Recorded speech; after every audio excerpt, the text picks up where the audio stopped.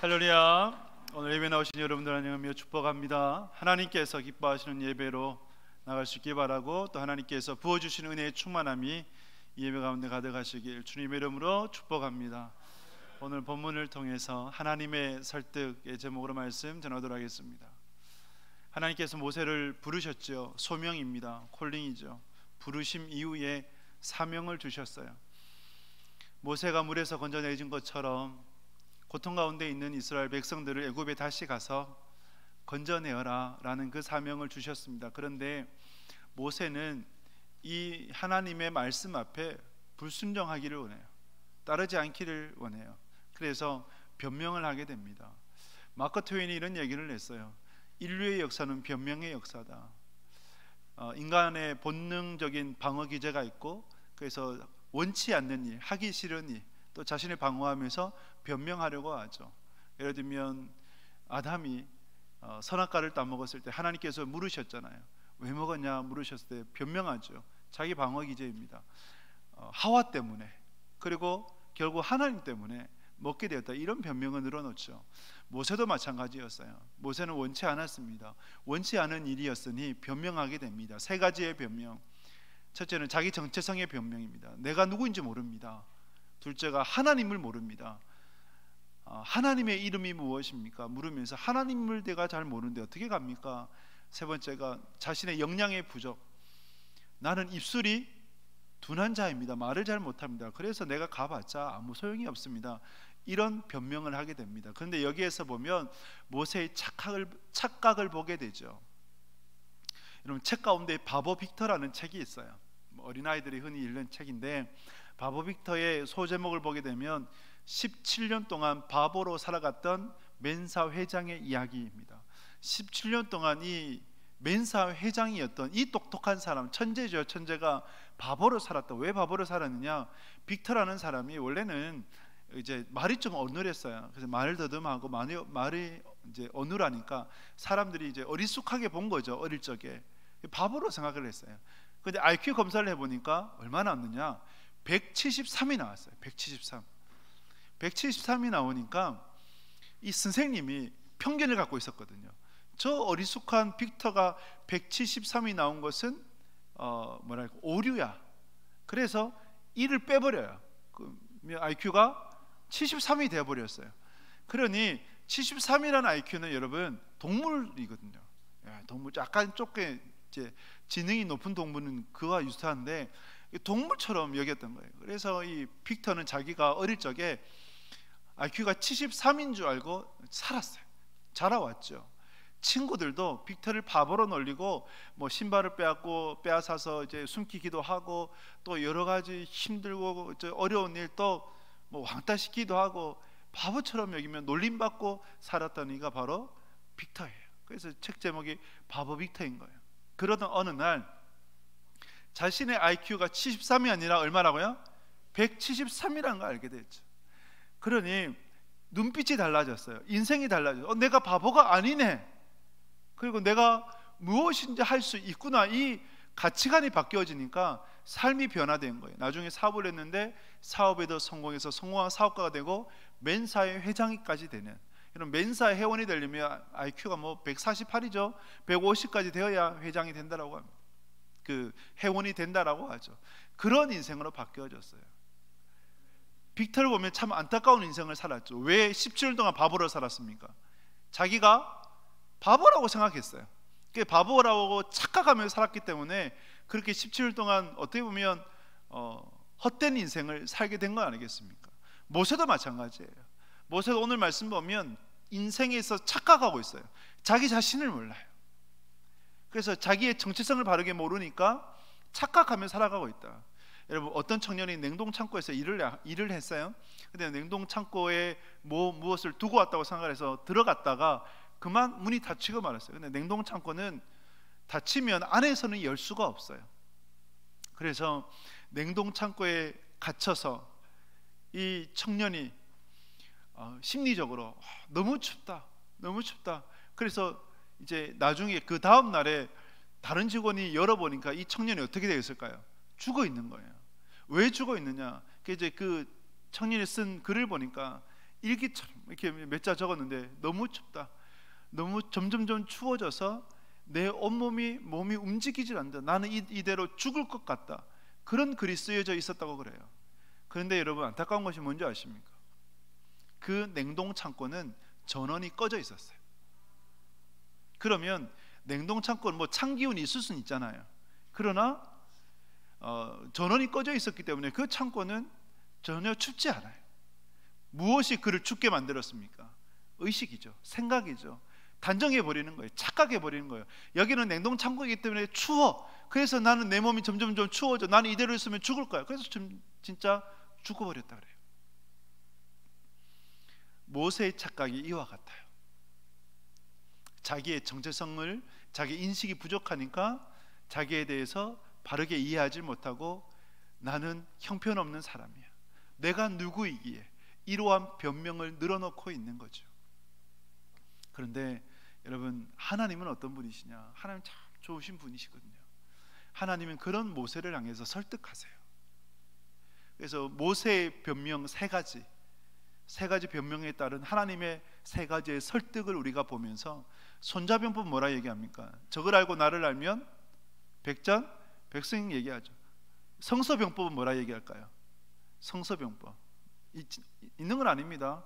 성경책의 병법이라 생각하면, 성서는 성경책에 뭐라 말씀하냐? 하나님을 알고 나를 알면 우리가 인생 가운데 승리할 수 있다. 할렐루야. 그래서 이 모세의 설득을 통해서 모세의 변명을 보면서 누구를 봐야 돼요? 나를 봐야 돼요. 내가 착각하고 있는 것이 무엇인가 여러분들이 깨달을 수 있기를 바라고, 그리고 하나님의 설득을 보면서, 모세를 설득하시는 하나님의 말씀을 보면서 하나님이 어떤 분인지를 우리가 알고, 그래서 우리에게 주시는 하나님의 말씀을 듣는 이 시간 될 수 있기를 소망합니다. 본문 보도록 하겠습니다. 출애굽기 3장 11절 12절 말씀 같이 읽겠습니다. 모세가 하나님께 아뢰되 내가 누구이기에 바로에게 가며 이스라엘 자손을 애굽에서 인도하여 내리이까? 하나님이 이르시되 내가 반드시 너와 함께 있으리라. 내가 그 백성을 애굽에서 인도하여 낸 후에 너희가 이 산에서 하나님을 섬기리니 이것이 내가 너를 보낸 증거니라. 아멘. 하나님께서 모세를 부르셨죠. 모세에게 사명을 주셨습니다. 그 사명은 애굽에 다시 가서 고통 가운데 있는 이스라엘 백성들을 애굽에서 건져내라는 사명을 주셨어요. 근데 모세는 가고 싶지 않았어요. 왜 가고 싶지 않았습니까? 애굽의 왕자로 살다가 살인자가 되어서 광야로 도망쳐 나왔잖아요. 그런데 다시 어떻게 애굽으로 돌아가겠습니까? 싫잖아. 여러분들이 만약에 모세라고 한다면 금위한양이면 괜찮은데 이렇게 초라한 모습으로 광야에서 이름 모를 목동으로 온몸에는 양털로 양냄새로 뒤덮인 이 초라한 인생인데, 여러분 애굽으로 다시 돌아가고 싶겠습니까? 그리고 자신을 살인자로 몰았던 사람들 아니에요. 그 이스라엘 백성들을 구원한다고 내가 왜 해야 되냐, 이런 생각 들었던 이가 바로 모세 아니겠어요? 그리고 모세는 애굽의 형편을 너무 잘 알지 않습니까? 그 당시 출애굽 당시가 한 이제 이스라엘 백성들이 200에서 300만 명으로 본다면, 여러분 만약에 노예가 200만 명이 갑자기 빠져버린다, 그러면 그 사회 구조가 어떻게 되겠습니까? 흔들리죠. 사회가 무너질 수 있어요. 그럼 노예의 역할을 누가 해야 돼요? 중민이나 아니면 귀족이 다 해야 되는 거예요. 그리고 그 노예를 대체하려면 또 다른 전쟁을 벌여야 되고, 이런 상황을 모세가 다 알았기 때문에 애굽의 왕이었던 바로가 허락할 이가 없다, 허락할 수가 없는 형편이다, 이것을 모세는 너무나 잘 알았어요. 그래서 모세는 가기 싫었어요. 그래서 모세가 뭐라 얘기하냐면 내가 누구이기에, 내가 뭐라고 하나님 저 애굽으로 다시 가겠습니까? 라고 그렇게 변명하며 불순종하고 있는 것입니다. 불순종하고 있는 거예요. 모세의 착각이죠. 자, 이런 모세에게 하나님께서 설득해 주세요. 어떻게 설득하시느냐? 하나님께서 모세를 설득하실 때 세 가지의 기적을 보여주시죠. 무슨 기적입니까? 모세의 기적을 보게 되면 뱀으로 변하는 기적. 지팡이가 뱀으로 변하고 그 자기 손이 나병이 또 나병에서 또 깨끗해지고 이렇게 변화되어지고, 그리고 나일강물이 피로 변하는 세 가지 기적을 하나님께서 보여주시는데, 먼저 첫 번째 기적을 보면 여러분 하나님께서 모세에게 물으셨죠. 내 손에 있는 것이 뭐냐라고 물으셨어요. 그러니까 하나님은 없는 거에서 찾지 않으세요. 있는 거에서 찾으세요. 내 손에 있는 게 뭐냐? 뭐가 있어요? 지팡이죠. 지팡이 뭐라 그래요? 모세에게 던져라. 던지니까 뭘로 변해요? 뱀으로 변해요. 그러니까 하나님께서 뱀의 꼬리를 잡으라 말씀하셨어요. 근데 여러분 좀 이해는 안 되는 것은 뱀 잡을 때 뭘 잡아요? 모가지를 탁 잡아야 해요. 제가 이제 촌에서 자라가지고 많이 봤거든요. 모가지를 탁 잡아야 되는데 꼬리를 잡으면 바로 물려버려요. 그런 이제 왜 그렇게 해서 그걸 모르겠는데, 그런데 하나님께서 이 뱀이 지팡이가 뱀으로 변하고 또 뱀을 잡았을 때 지팡으로 변하는, 왜 하나님께서 이 기적을 모세에게 먼저 보여주셨는가 할 때 애굽의 왕권을 상징하는 것이 뱀이었습니다. 바로의 그 왕관에 무슨 문양이냐면 코브라, 뱀의 문양이 있어요. 즉 뱀을 정복한다고 하는 것은 애굽의 왕권, 즉 바로를 정복한다는 그 메시지가 담겨져 있는 것 아니겠습니까? 하나님의 말씀에 주목해 봐요. 모세에게 내 손에 있는 것이 무엇이냐라고 하나님께서 물으셨어요. 오늘 동일하게 여러분들에게 물으십니다. 내 손에 있는 것이 무엇이냐? 모세의 지팡이 어떤 지팡이인 것 같습니까? 우리는 상상할 때 모세의 지팡이가 마치 여러분 옛날에 산신령 그 드라마에 나오면 어떤 지팡이예요? 크고 화려하고 으리으리한 그런 지팡이잖아요. 그런 지팡이라고 생각하는데 절대 그러지 않아요. 목동이 양을 칠 때 어떤 지팡이를 쓸까요? 긴 걸 쓰면 어떻게 그 불편해서 들고 다녀요? 무거워서 들고 다닙니까? 짧아요. 작은 막대기예요. 작은 막대기로 양을 치는 거예요. 모세의 지팡이는 보잘것없는 형편은 작은 막대기에 불과했어요. 그런데 그 막대기가 하나님의 손에 붙들리니 위대한 하나님의 도구가 된 거죠. 하나님께서 여러분들에게 물으세요. 여러분들의 손에, 너의 손에 있는 것이 뭐냐? 하나님이 물으실 때에 그 여러분들이 갖고 있는 아주 작은 보잘것없는 것이라고 할지라도 여러분들이 하나님 앞에 드려지면 위대한 도구, 그것을 통해서 위대한 놀라운 역사가 일어날 줄 믿습니다. 사무엘상 17장에 보면 다윗이 골리앗을 어떻게 이겼습니까? 17장 말씀 우리 같이 읽도록 하겠습니다. 다윗이 블레셋 사람에게 이르되 너는 칼과 창과 단창으로 내게 나오거니와 나는 만군의 여호와 이름으로 곧 내가 무역하는 이스라엘 군대의 하나님의 이름으로 내게 나아가노라. 아멘. 뭐라 말씀합니까? 다윗이 칼과 창과 단창으로 너는 나오지만 다윗은 뭐라고요? 나는 만군의 여호와 하나님의 이름으로 나아간다라고 말씀을 하고 있어요. 그러므로 우리의 힘은 어디서 나오느냐? 어디에서 비롯되느냐? 하나님으로부터 비롯된다는 것이죠. 그래서 다윗이 골리앗과 싸우러 나갈 때 원래는 사울이 입었던 이제 군복, 갑옷, 투구, 창, 칼 이런 걸 다 줬는데 다윗이 어리잖아요. 어린 다윗이 그것을 입기 불편하잖아요. 다 벗어 던지고 뭐만 챙겨가요? 물맷돌만 챙겨가요. 근데 그 물맷돌이, 그 작고 연약한 볼품없는 물맷돌이 하나님께 붙들리니까 어떻게 됩니까? 거인 골리앗을 쓰러뜨리는 강력한 무기, 위대한 역사를 이뤘던 건 아니겠습니까? 여러분들의 작은 것이라 할지라도 하나님께 붙들린다면, 여러분의 형편없는 인생이 하나님께 붙들린다면 위대한 인생으로 변화될 줄 믿습니다. 그런 인생 살아가시길 주님의 이름으로 축복합니다. 두 번째 기적을 보게 되면 모세의 손이 이제 품 안에 넣으니 뭐로 바뀌어 버립니까? 나병으로 바뀌어 버리죠. 또 나병에 있던 손이 품 안에 넣으니까 뭘로 바뀌어요? 깨끗해져 버려요. 학자들이 나병이 뭘까 여러 가지 추측들을 하는데, 이 나병은 애굽에서 고통받는 이스라엘 백성들이다라고 보는 거예요. 모세의 손이 깨끗해진 것처럼 하나님께서 고통받는 이스라엘 백성들을 고통에서 깨끗하게 구원해 주실 것이다라는 메시지를 담습니다. 세 번째 기적을 보게 되면 나일 강물을 떠다가 부으면 뭘로 변한다고요? 피로 변한다. 근데 이것은 지금 행할 수 없잖아요. 앞으로 행해질 일. 그래서 실제로 애굽에서의 10가지 재앙 가운데 한 가지가 물이 피로 변하는 재앙이었죠. 여러분, 나일강이 애굽 사람들에게 있어서 어떠한 존재였을까요? 나일강은 신적인 존재예요. 제가 이번 주에 이제 세계 테마기행을 봤어요.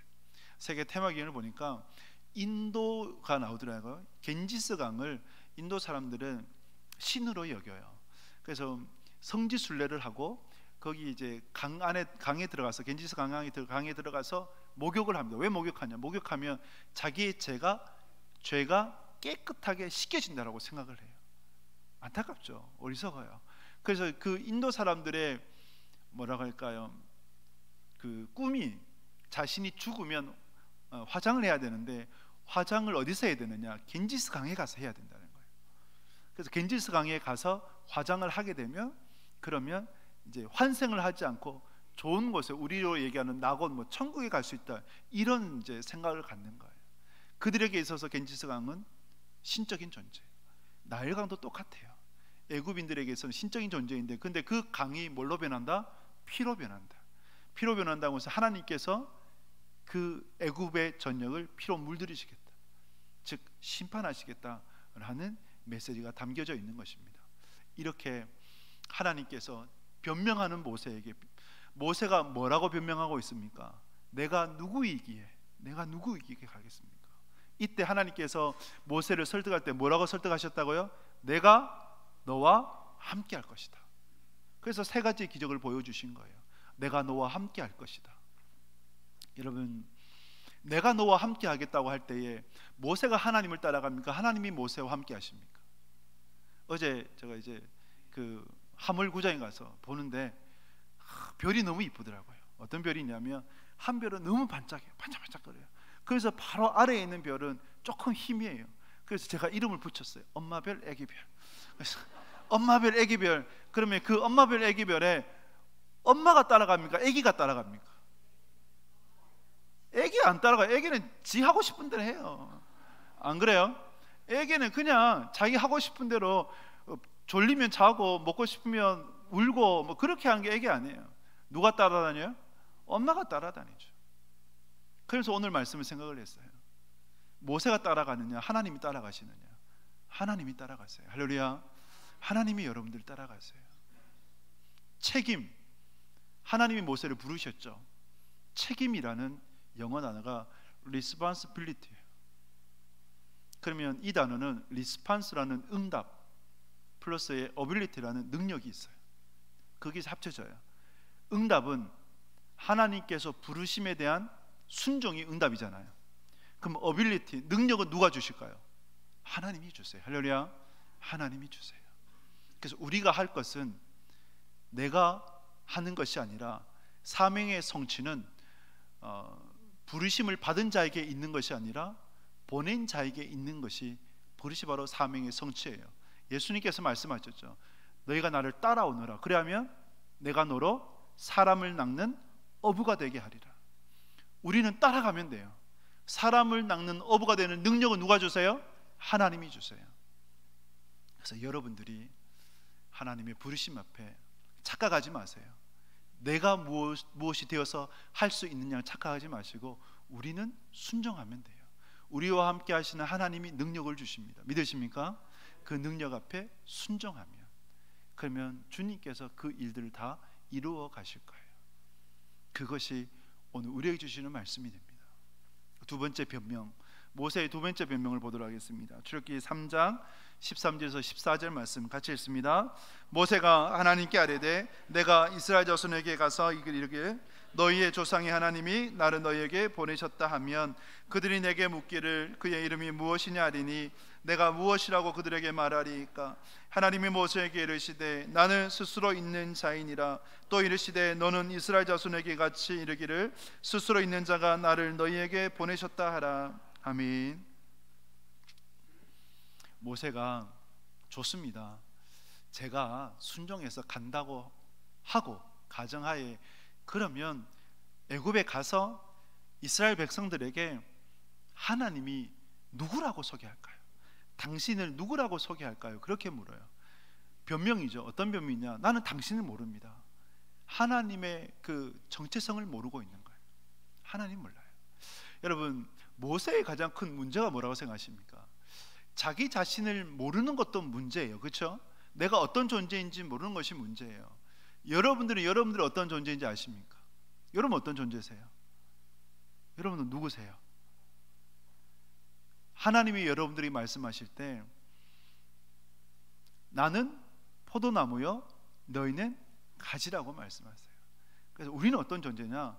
예수님이 포도나무가 되시고 나는 가지가 되는 존재, 즉 예수 그리스도 안에서만 살아갈 수 있는 존재. 할렐루야. 그것이 우리가 돼요. 왜 인생이 방황하는지 아십니까? 삶의 목적을 우리는 세상에 두고 소유에 두기 때문에 그래요. 소유에 두면 소유는 변하잖아요.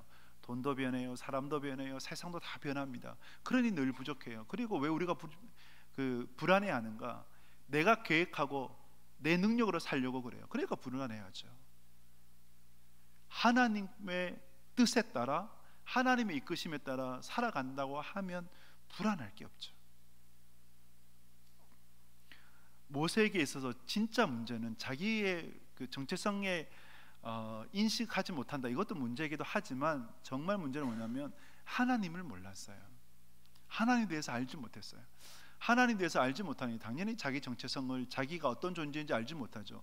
우리는 하나님을 알아야 우리 자신이 누구인지 알 수 있는 존재거든요. 하나님에 대해서 몰라요. 이때 하나님께서 뭐라고 가르쳐 주시느냐? 모세를 설득하시면서 나는 어떤 자다? 스스로 있는 자다. 그래서 애국에 가서 스스로 있는 자가 보내셨다고 하라라고 말씀을 해요. 스스로 있는 자, 히브리어 그대로 말씀을 드리면 에흐의 에쉐르 에흐예요. 이 문장에서 야훼가 나오게 되고, 그 야훼에서 여러분 아도나이 주님이잖아요. 그 히브리어는 원래 자음만 있거든요. 자음만 있어요. 그 자음에 아도나이라는 모음, 그 속에 있는 모음을 찍으면 무슨 단어가 나오냐면 여호와라는 단어가 나와요. 그래서 우리가 말하는 여호와 하나님이 여기에서 나온 단어가 돼요. 여호와 하나님이 스스로 있는 자, 야훼, 아도나이라는 모음을 찍으니 여호와가 되어요. 그래서 스스로 있는 자의 의미가 뭐냐 할 때 그냥 제 원어대로 직역하면 나는 존재하는 자로 존재한다. 어렵죠. 나는 존재한 자로 존재한다. 너무 어려워요. 그런데 이것을 좀 우리에게 이해 쉽게 말씀드리면 나는 이전에도 있었고 지금도 있었고 이후에도 있을 자, 영원히 존재할 자다. 스스로 있었고 독립적인 존재고 영원히 존재할 자. 여러분 이 세상에 있지 않습니까? 스스로 존재하는 것이 있을까요? 여러분들은 스스로 존재하는 존재입니까? 아니죠. 여러분 의존적인 존재죠. 부모님에 의해서 태어나게 됐고, 그리고 여러분들이 혼자서 이 세상을 살아갈 수 있습니까? 절대 못 살아가죠. 그리고 이 세상에 어느 것 하나 스스로 존재한 건 아무것도 없어요. 이 테이블조차도 무엇으로요? 나무로 만들어졌잖아요. 또 사람이 만들어졌잖아요. 그러면 원재료인 나무는 스스로 존재합니까? 아니죠. 누가 만드셨어요? 이렇게 찾아가면 누가 만드셨어요? 하나님이 만드셨죠. 하나님이 만드셨죠. 이것도 마찬가지 아니에요. 마이크도 마찬가지예요. 올라가고 그 시작을 올라가면 누가 만드셨어요? 하나님이세요. 하나님. 그런데 하나님만은 스스로 계신 분, 이전에도 지금도 영원히 계실 분. 그래서 그 영원히 계실 분이 뭐라 하시냐? 전능하신 분이 되어주시고 우리를 구속하셨고 우리를 영원으로 이끄시는 그 분이 바로 여호와 하나님이 되시는 거예요. 한 소년이 작은 칼로 아름다운 자기의 마음에 드는 배를 깎았어요. 배를 만들었단 말이죠. 여러분 그 어린 소년이 배를 만들 때 얼마나 힘들었을까요? 손에 베이기도 하고 칼에 베이기도 하고 그렇게 하면서 어렵게 이제 배를 만들었는데, 그래서 개울가에 가서 뛰어봤어요. 물살이 너무 빨라서 그만 그 배를 잃어버린 거예요. 어느 날 가게를 지나가는데 자기가 만든 배가 그 가게에 진열이 되어 있는 거예요. 들어가서 저 거 내 거니까 주세요라고 하니 주겠습니까? 안 주죠. 왜? 나도 돈을 주고 사왔다. 그래서 너가 가져가려면 돈 주고 사와라. 돈 주고 사가라라고 얘기합니다. 그래서 이 소년이 돈을 모았어요. 이제 자기 거가 되었어요. 그러면서 너무 기뻐서 소년이 배를 향해서 말합니다. 너는 이제 정말 내 거야. 내가 너를 만들었고 내가 너를 돈을 주고 샀으니 너는 정말 내 거야 라고 얘기를 합니다. 이 말씀을 하나님께서 오늘 여러분들에게 동일하게 말씀을 하세요. 너는 내 거란다. 내가 너를 창조하였단다. 내가 너를 만들었단다. 그리고 하나밖에 없는 내 아들 예수를 십자가에 못 박혀 죽게 함으로 그 피로 너를 대신 샀단다. 그래서 너는 내 거란다. 할렐루야. 그 스스로 계신 하나님께서 우리와 함께 하시는 거예요. 함께 하시는 그 하나님께서 우리에게 말씀하시는 거예요. 두려워하지 마라. 내가 너와 함께 함이라. 놀라지 마라. 나는 내 여호와 하나님 됨이라. 너를 붙들리라. 너를 도와주리라. 참으로 나의 의로운 오른손으로 너를 지켜 보호해 주리라. 할렐루야. 이 믿음으로 살아가시는 여러분 될 수 있기를 축복합니다. 마지막으로 모세의 세 번째 변명을 보게 되면 4장 10절 말씀 같이 읽겠습니다. 모세가 여호와께 아뢰되 오 주여 나는 본래 말을 잘하지 못하는 자니이다. 주께서 주의 종에게 명령하신 후에도 역시 그러하니 나는 입이 뻣뻣하고 혀가 둔한 자니이다. 아멘. 모세가 내가 누구이기에 자기의 정체성에 관한 변명을 해도, 그리고 하나님이 누구십니까? 이렇게 물어도 하나님은 계속 모세를 설득하시니 더 이상 안 되겠다 싶어 하나님 저는 말을 못합니다 라고 얘기를 합니다. 말을 못합니다. 나는 혀가 둔하고 입이 뻣뻣해서 말을 못합니다. 그래서 뭐라 얘기하냐면 보낼 만한 자를 보내소서. 제가 아니더라도 하나님 많지 않습니까? 그래서 보낼 만한 자를 보내주십시오 라고 그렇게 변명을 하게 됩니다. 저는 이 모세의 변명을 보면서 저를 생각을 해요. 제가 고등학교 때 주변에서 너는 목사가 됐으면 좋겠다는 말을 많이 들었거든요. 근데 그때도 제가 말을 잘 못했어요. 무대 공포증도 있었고 사람들 앞에 서는 게 너무나 싫었고 어릴 적에 말도 더듬하고, 그래서 저는 말을 잘 못합니다 그렇게 변명을 했죠. 사실 그건 변명이었어요. 더 깊은 마음속에 뭐가 있었냐면 목사로 사는 것이 싫었어요. 왜 싫으냐? 힘들잖아요. 목사로 사는 게 힘들어요. 보시기 어떠신지 모르지만 쉽지 않아요. 저희 이제 장인어른 만났는데 장인께서 내 같으면 목사 못한다 그러시더라고요. 그래서 되기 싫은 그 고생의 길, 고난의 길을 걷기 싫은 것 때문에 저는 변명을 했던 거죠. 저는 말을 못합니다. 모세도 똑같거든요. 가기 싫어서 지금 변명하고 있는 거예요. 애굽에 가기 싫으니까 나는 말 못하니 보낼 만한 자를 보내주십시오. 목사 될 만한 자를 쓰십시오. 저는 그 그릇이 안 됩니다. 동일한 거예요. 이 모세에게 하나님께서 뭐라 말씀하신지 아십니까? 입을 누가 지었느냐? 누가 말을 잘하느냐? 누가 말을 못하느냐? 누가 눈이 밝으냐? 누가 앞을 보지 못하느냐? 나 여호와가 그것을 다 짓고 행하는 것 아니냐? 내가 너와 함께 할 것이고 내 입을 주장하고 내 말을 내게 줄 것이니 너는 가라라고 말씀을 합니다. 예수님께서 제 아들을 파송하실 때도 마찬가지였거든요. 전도대원들을 파송하실 때도 마찬가지였어요. 전도하러 갔을 때 무슨 말을 할까 생각하지 마라. 누가 말할 것을 생각하게 해주신다고요? 성령님께서 무슨 말을 할지 가르쳐 주실 것이다. 이번 주부터 이제 주중 사역이 시작이 되고 수요일 금요일 전도가 시작이 됩니다. 여러분, 전도 누가 합니까? 말을 잘하는 사람이 합니까? 은사가 있는 사람이 합니까? 아니요. 하나님의 마음을 품는 사람이 하는 것이 전도인 줄 믿습니다. 그래서 여러분들이 순종하고 나오신다면 말을 할 그 전도의 언변은 누가 허락해 주세요? 성령님께서 주실 것입니다. 믿으십니까? 그래서 여러분들이 순종하며 나오시면 되는 거예요. 이런 모세에게 하나님께서 설득하시면서 아론을 예비해 주셨다라고 말씀을 하며 순종해서 가라고 하나님께서 모세에게 말씀하셨어요. 그런데 여러분, 모세가 말을 잘 못하는 자였을까요? 어떻게 생각하세요? 모세 오경을 보면 모세가 말을 잘하는 자입니까? 못하는 자입니까?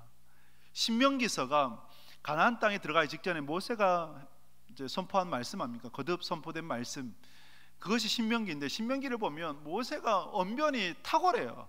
달변가예요. 사도행전에서 뭐라고 말씀하시냐? 사도행전 7장 22절을 보게 되면 같이 읽겠습니다. 모세가 애굽 사람의 모든 지혜를 배워 그의 말과 하는 일이 능하더라. 아멘. 사도행전에서는 스데반의 설교 가운데서는 모세가 애굽의 학식을 배우고 말을 배워서 모든 일에 특히 말에 능한 자라고 기록하고 있어요. 모세는 말을 못하는 자가 아니었어요. 아론이 대변한다. 아론이 대변할 때도 있었지만 모세가 부탁할 때만 아론이 대변했던 거예요. 대부분은 모세가 다 말을 했어요. 이는 모세의 변명이죠. 모세의 불순종이죠. 그러나 하나님은 참 좋으신 분이에요. 그런 모세를 향해서 하나님은 인내를 가지시고 설득하고 또 설득하시는 거예요.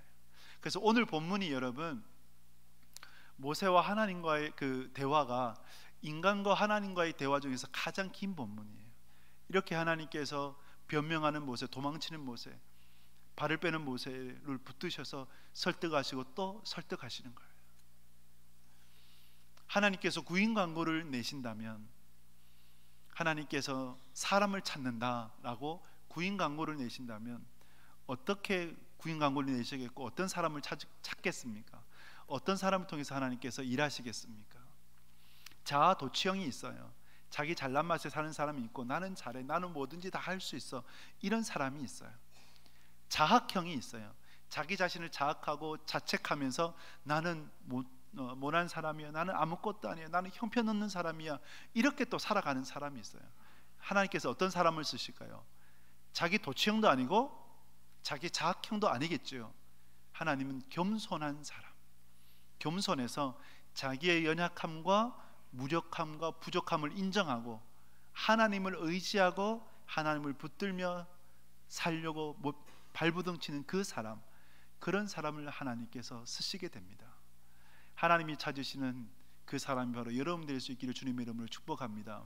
한 목사님이 설교를 듣는데 사모님이 이야기를 하더라고요. 사모님이 자기 딸에게 그런 편지를 썼다고 그래요. 딸아, 수영선수가 매일매일 반복적으로 동작을 거듭 연습하면서 수영을 하고 또 하는 것처럼 그렇게 하다 보면 반복적인 동작을 통해서 물을 가르고 그리고 수영을 잘할 수 있게 되고 그리고 대회에 나가서 또 좋은 성적도 얻을 수 있는 거예요.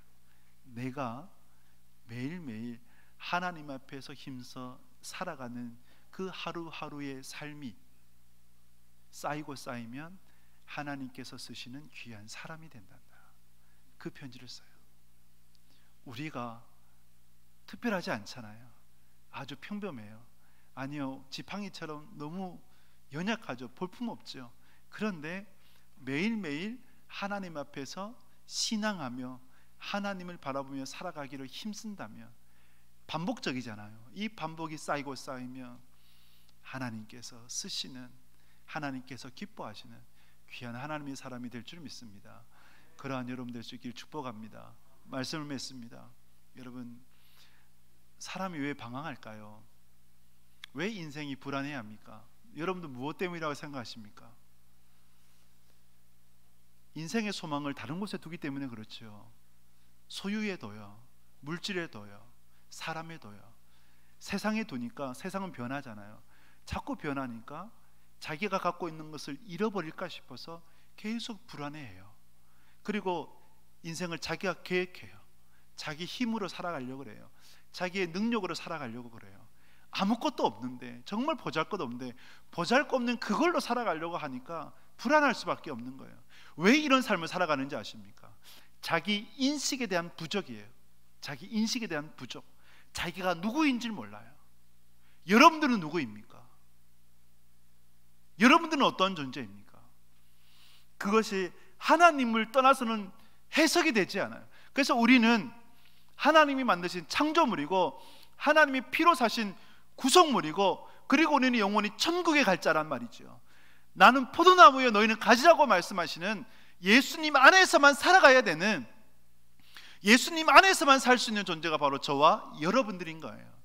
그래서 모세의 변명 앞에 내가 누구에게 하나님 가겠습니까 하는 그 모세 앞에 하나님께서 뭐라 말씀하세요?